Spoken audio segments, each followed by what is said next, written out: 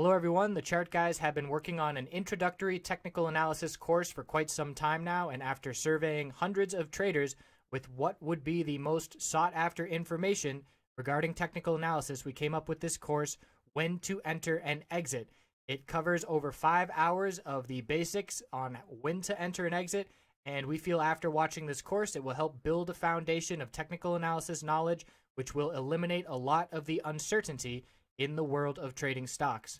So the course outline, we go over the psychology of trading, establishing a game plan, the different indicators we use to signal a bullish and bearish entry, how to recognize support and resistance levels, poor entries, where traders make mistakes, exit targets, how do you know where to sell your trade, where to place stop losses, that's very important, minimizing losses is what keeps you in the game long term, my personal preparations, how I go about getting ready for each trading day, and then piecing it all together, utilizing all the information we just learned and how to apply that in the real world for making successful, profitable trades. As a bonus, we also include a lot of information on finding entries and exits utilizing patterns, and you can find these patterns on every time frame on pretty much any stock and commodity trading, and certainly being able to recognize those patterns can give you an edge as well. So we hope you will check this out. Again, it's an introductory level course, so if you are new to technical analysis and trying to get a firm grasp on things and feeling a little bit overwhelmed, then this course is for you. I hope you check it out. Appreciate you watching. Checking back in on Canadian MJ, CGC, MT, APH, ACB, and OGI. And then in last video, I said I'd wrap it up with some 5-minute charts, and I forgot, but we won't forget this time. So CGC, the middle Bollinger Band resistance has rejected the price time and time again on the daily chart, including the past 3 days. That level is 1065 resistance, and until we can close above that, that is resistance. It's a very important moving average. When you're trading above it, you're in the bullish upper Bollinger Band trading channel, and when you're trading below it, you're in the bearish Bollinger Band channel. So you always want to be above the 20 period, ideally to have control on the daily time frame. So as long as that is resistance, the bears are in control of the short term. Support is $10 psychological. We had a nice bounce off of that level today. Then we're looking down at 975 and 960. If we break 960, it's a big red flag for the short-term bulls because the next support we're looking at is down at 871, the 50-day moving average, which is ascending. So there is not much support after 960 in the immediate future. We can see the Bollinger Bands are tightening because the range is trading sideways, and as the range gets tighter and tighter, so will those Bollinger Bands. So the bulls want a clear break of 1117, and the bears want a clear break of 960. That's the range that we are in.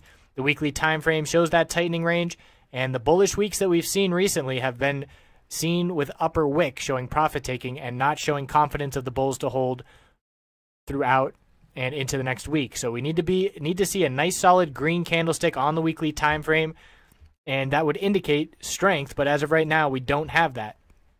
So it's not really bullish, not really bearish, we're just trading sideways, and until we break one of these levels that we've seen recently, we're not going to get much of a clue in terms of where we are headed into the short term. I would expect a break by the end of next week.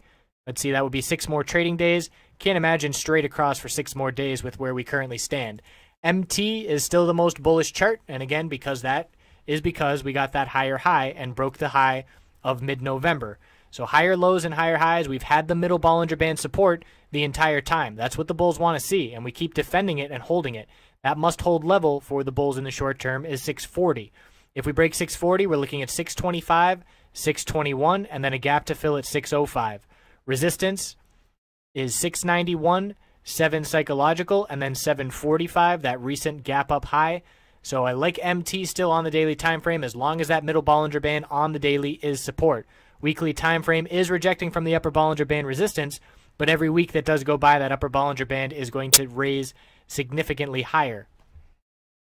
APH and OGI are still twins here in the tight channel on the daily time frame, and even tighter than CGC because we still have higher lows and lower highs. We were very close to a breakout with the news of the task force, but look at the closes. We couldn't close over resistance. Resistance was 541, and although we broke that level pretty easily, couldn't close above it, and nor could we close above the middle Bollinger Band. So same thing. 4 rejections in the past 6 days. That level is 526. It has to become support for the bulls to be looking to change this trend in their favor. So key support here is 513, then down to 5 psychological, 496, and a break of 485 would be a clear bear break. A break of 556 would be a clear bull break. And the weekly time frame shows that tightening range, still holding exponential support. We are going to see some pretty similar volume to last week, some slightly higher volume, but again, there's that upper wick. Need a strong close by the end of this week, and the less of an upper wick, the better for the bulls. OGI, very similar, and actually came close to a bearish break on OGI. 320 and 318 are key supports, and we did break those levels, but the bulls bought the dip. You can see that little bit of a lower wick. So again, the close of these days are important, and it's the same thing as APH. We got a big bull break for the task force, but we couldn't close above that lower high. That lower high was 351, and although we broke it by a couple pennies, we couldn't close above it. So bulls are dipping below support and closing above it, breaking above resistance, but closing below it, still in the tightening range. So we're looking at 317, 310, 305, and in terms of resistance, 353, and then 363. And same thing, I would anticipate a break sometime within or by the end of next week, because you can only trade so tight before things snap and we get volume and a break of that trend. Weekly time frame, same thing, very tight candlesticks, and need to see continuation to the upside. As long as we hold these exponential weekly supports, the bulls are looking good, but if we keep trading sideways, we will lose those supports as they are beginning to taper off and curl over to potentially give us a bearish cross. If the 4-period exponential moving average, this green line, crosses the 8-period to the downside, that is a bearish signal that a lot of traders use to make bearish entries off of, so the bulls don't want to see that happen. And last, we've got ACB. Bulls bought the dip. It was one of the strongest closes today, but all things considered, looking at the daily chart, it is still the weakest name because all we're doing is forming lower highs and lower lows. We rejected from the middle Bollinger Band resistance of 250, so just like those other names, that middle Bollinger Band is a key resistance level. And keep in mind, I currently have no positions in any of these. I trade them if I do anything. I could care less who goes up, who goes down. And if I have a negative sentiment on one name like I do on ACB, it's completely based on the chart. It is the weakest chart, so I talk about it the most bearish. That's just the way it is. If we break 285, I will change my tune, and the bulls will be back in full control. And now we have another resistance level at 264.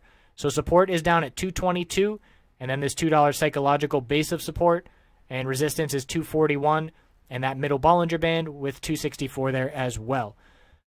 So the weekly time frame for ACB, you can see that upper wick showing some profit taking this week, and it is going to be solid volume, but depending on how tomorrow goes, we'll see how significant that upper wick is, which does show, again, profit taking on the bounce. It is a bullish reversal candlestick. It would need to be confirmed next week with further upside back into the mid to upper $2 range.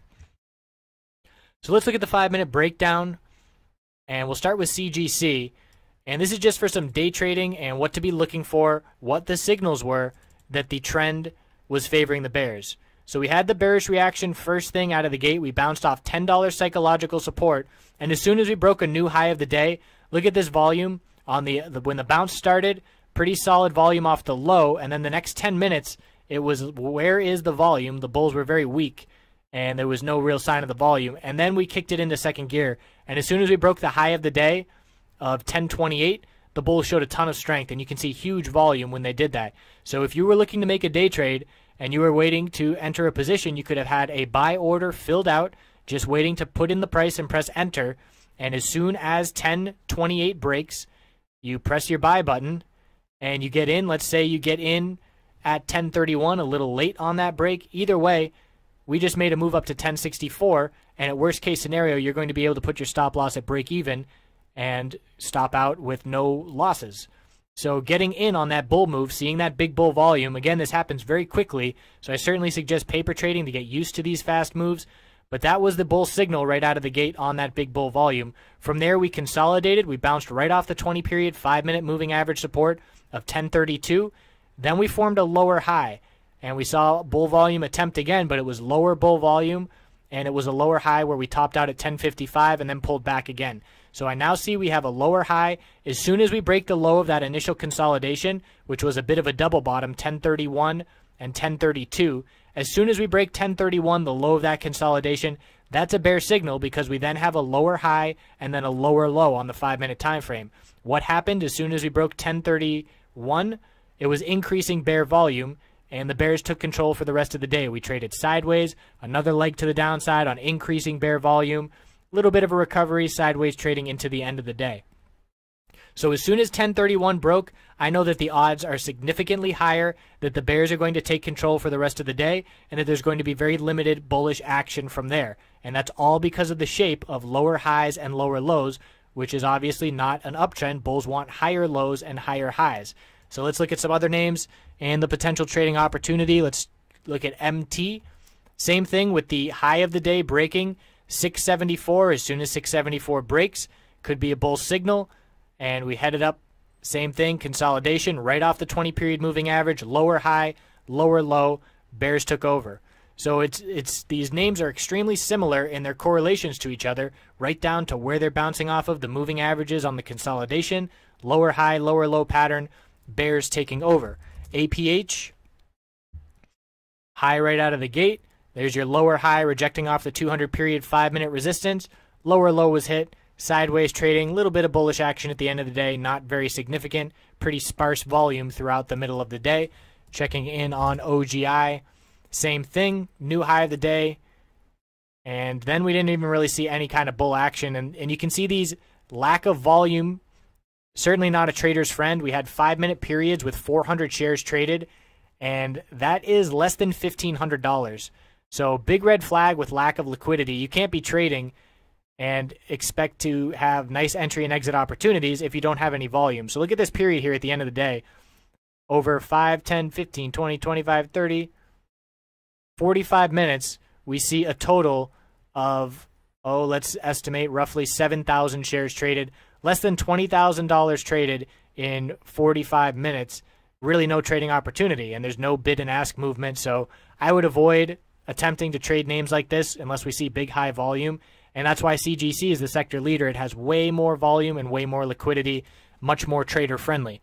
And we'll wrap it up with ACB, which had a bit more or a bit different correlation just because of the end of the day action. That did stand out.